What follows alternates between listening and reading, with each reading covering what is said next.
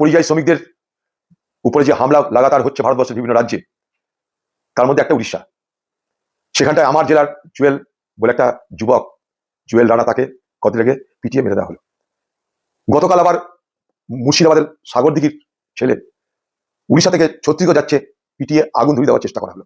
সে মৃত্যুর সঙ্গে লড়াই করছে। আমি আগামীকাল উড়িষ্যা যাব, পরশুদিন সকালে উড়িষ্যার সম্বলপুরে সেখানকার পরিযায়ী শ্রমিক যারা মুর্শিদাবাদের এবং যারা বাংলার আছে তাদের সঙ্গে দেখা করব এবং তাদের বিষয়গুলোকে নিয়ে দরকারে উড়িষ্যাতে আন্দোলন করবো। এত বড় কথা বলে গেলাম। উড়িষ্যায় বাঙালি এবং বাংলার পরিযায়ী শ্রমিকদের উপর নির্যাতন বন্ধ করতেই হবে। আমি এই মর্মে রাজ্যপালের সঙ্গে কথা বলার চেষ্টা করেছিলাম।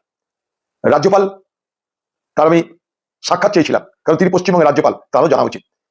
শুনলাম উনি দিল্লিতে এসেছেন, তাই ওনার কাছে আমি বলেছিলাম একবার কথা বলবো কিংবা সাক্ষাৎ করবো আপনার সঙ্গে, আপনারা সময় দিন, কারণ আপনি বাংলার রাজ্যপাল, দিল্লিতে এসেছেন, দিল্লিতে বিষয়গুলো বলা উচিত সেই সমস্ত নির্দিষ্ট মঞ্চকে। উনি, আমি দেখা করতে চেয়েছি শুনে উনি বলছেন না, আপনার কাছে হবে না, আমি আপনার কাছে যাবো। তুমি যদি আসেন আমার কাছে, ওনাকে আমি সামনাসামনি পশ্চিমবঙ্গের পরিযায়ী শ্রমিকদের দুরবস্থার কথা বলতে পারবো। তাই 4 তারিখে সকাল 10টায় সোনাপল্লী সম্বলপুর, সেখানে মুর্শিদাবাদের এবং বাংলার যে সমস্ত পরিযায়ী শ্রমিক আছে তাদেরকে আসতে বলেছি। এক জায়গায় জড়ো হবে তারা, সেখানটায় আমিও যাব। সেখানে কংগ্রেসের জেলা, সম্বলপুর জেলার সভাপতি তিনিও যাবেন।